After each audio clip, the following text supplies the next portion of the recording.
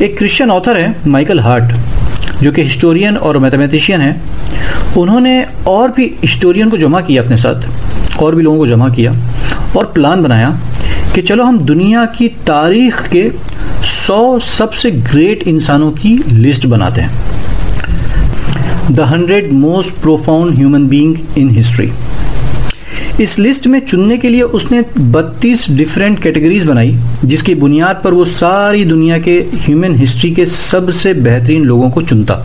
اور لسٹ بنانے کے لیے ہر ایک بڑے بڑے لوگوں کی زندگی پر بہت گہرائی سے تحقیق کی. اس کام کے لیے اسے اور اس کی پوری ٹیم کو کئی سال لگے. کئی لوگوں کی لائف پر پوری طرح اسٹڈی اور ریسرچ کرنے کے بعد اس نے ان میں سے 100 لوگوں کو چھانٹا. مطلب اس سے زیادہ لوگوں کی ہسٹری پر اس نے ریسرچ کی تھی.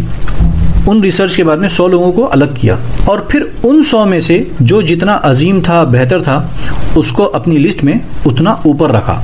جب اس کی کتاب مکمل ہوئی اور منظر عام پر آئی تو لوگوں نے دیکھا کہ اس میں سب سے پہلا نام سب سے اوپر پروفٹ محمد صلی اللہ علیہ وسلم کا تھا. مائیکل ہارٹ کہتے ہیں کہ کچھ لوگوں کو تعجب ہوگا کہ میں نے سب سے پہلا مقام محمد صلی اللہ علیہ وسلم کو کیوں دیا. میں چاہتا تو یہ تھا کہ میں جیزس کو سب سے اوپر رکھوں، کیونکہ میں خود کرسچن ہوں. پر جب میں نے ان دونوں بڑی ہستیوں کی زندگی کو دیکھا تو میں نے پایا کہ جیسس کرائسٹ باپ نہیں ہے. محمد صلی اللہ علیہ وسلم ایک شفیق باپ تھے. جیزس ہسبینڈ نہیں تھے، پر محمد صلی اللہ علیہ وسلم ایک بہترین شوہر تھے. جیزس کرائسٹ واریر نہیں تھے، پر محمد صلی اللہ علیہ وسلم ایک بہادر جرنل تھے. صحابہ کہتے ہیں کہ جہاں ایک طرف محمد صلی اللہ علیہ وسلم ہم سب میں سب سے زیادہ مسکرانے والے، نظر نیچی رکھنے والے، بہت رحم دل نبی تھے، وہیں دوسری طرف جب میدان جنگ میں ہوتے تو سب سے آگے ہوتے، بے انتہا بہادر تھے. بلکہ کچھ صحابہ کہتے ہیں کہ ہم دشمن سے بچنے کے لیے حضور کی پناہ لیتے تھے. حضور ایک زبردست سپاہی تھے. مائیکل ہارٹ آگے لکھتے ہیں کہ جیزس اسٹیٹ مین نہیں تھے، پر محمد صلی اللہ علیہ وسلم نے بہت تھوڑے سے عرصے میں ایک بہترین حکومت بنائی. جن مکہ کے مشرکین نے ان کو ظلم کر کے نکلنے پر مجبور کر دیا تھا مکہ سے، اور ان کے صحابہ کو مارا تھا، کچھ ہی سال میں وہ اس مکہ کو نہ صرف فتح کر چکے تھے، بلکہ فتح کرنے کے بعد جب وہ اپنی فوج کے ساتھ مکہ میں داخل ہوئے تو نظر نیچی کیے ہوئے، اور مکہ کے انہی ظالموں سے کہا کہ آج سب کو عام معافی ہے، سب کو معاف کیا. یہی اخلاق تھے جس نے لوگوں کے دل جیتے. مائیکل ہارٹ آگے لکھتے ہیں کہ محمد صلی اللہ علیہ وسلم ایک رولر تھے، جبکہ جیزس کرائسٹ نہیں تھے. محمد صلی اللہ علیہ وسلم کی تعریف میں مائیکل ہارٹ اپنی کتاب میں لکھتا ہے، انسانی تاریخ میں سب سے بہترین انسان اگر کوئی ہے تو وہ محمد صلی اللہ علیہ وسلم ہے. چاہے سیکولر پوائنٹ آف ویو سے دیکھیں، چاہے ریلیجیس پوائنٹ آف ویو سے، محمد صلی اللہ علیہ وسلم دونوں ہی میدان میں سپریم سکسیس پر تھے. یہ مائیکل ہارٹ کا کہنا ہے. دوستوں، محمد صلی اللہ علیہ وسلم کے بارے میں کئی سالوں سے، کئی ڈیکیڈ سے جھوٹی خبریں پھیلائی جا رہی ہیں. ایک ایسا انسان بنا کر پیش کیا جا رہا ہے جو بالکل بھی تعریف کے لائق نہ ہو. جھوٹ بول کر، فرضی باتیں بتا کر لوگوں کے دل میں محمد صلی اللہ علیہ وسلم کی نفرت بھری جا رہی ہے، اور اس کام میں کرسچنز کی ایک بڑی تعداد برسوں سے کام کر رہی ہے. اس نفرتی کام کے لیے میں سارے کرسچنز کو بلیم نہیں کر رہا. ہر کمیونٹی میں کچھ جاہل لوگ ایسے ہوتے ہی ہیں، یہاں بھی ہیں. اگر یہ مائیکل ہارٹ مسلمان ہوتا تب تو ہو سکتا تھا کہ بہت سے لوگ اس کئی سال کی ریسرچ کو دھوکہ بھی قرار دے سکتے تھے.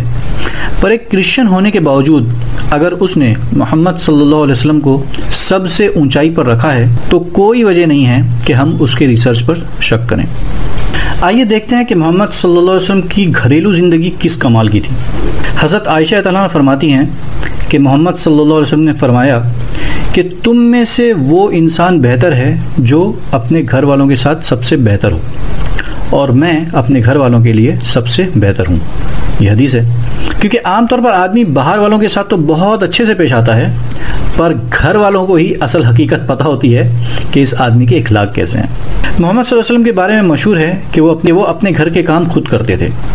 حضرت عائشہ سے کسی نے پوچھا کہ حضور صلی اللہ علیہ وسلم اپنے گھر میں کیسے تھے، تو حضرت عائشہ تعالیٰ عنہا نے فرمایا کہ حضور صلی اللہ علیہ وسلم انسانوں میں سے ہی ایک انسان تھے اور اپنی گھریلو زندگی میں بہت ہی بہترین تھے.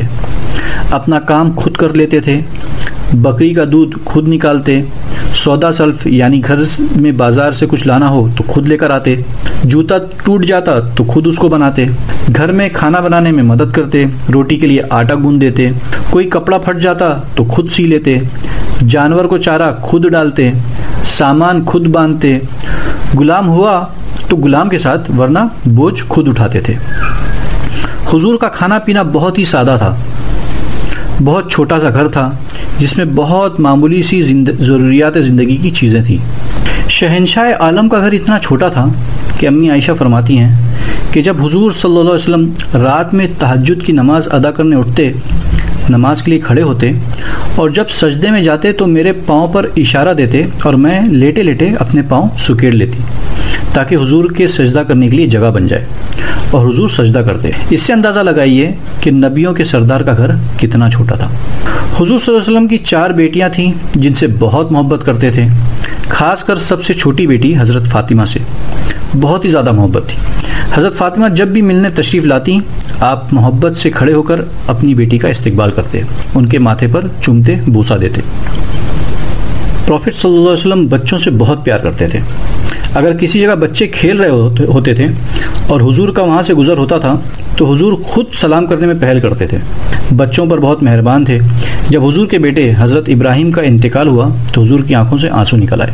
آپ صلی اللہ علیہ وسلم نے ساری عمر میں کسی بچے کو نہیں مارا، نہ کبھی کسی بیوی پر ہاتھ اٹھایا، نہ کسی سے جھگڑا کیا، بہت ملنسار تھے، بہت اخلاق والے تھے۔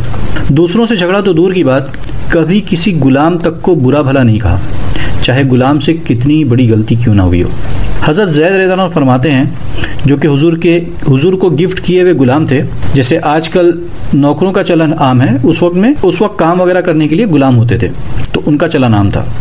تو حضرت زید فرماتے ہیں کہ میں حضور کی خدمت میں سالوں سال رہا، حضور نے کبھی کسی غلطی پر مجھے برا بھلا نہیں کہا، مجھے بہت محبت دی اور بہت عزت اور بہت اکرام سے رکھا۔ بلکہ زید رضی اللہ تعالیٰ عنہ کا واقعہ بہت مشہور ہے کہ ان کے والد کو جب پتہ چلا کہ یہ حضور کے غلام ہیں تو وہ اپنے ساتھ اپنی بستی کے کئی لوگوں کو لے کر حضور کی خدمت میں حاضر ہوئے۔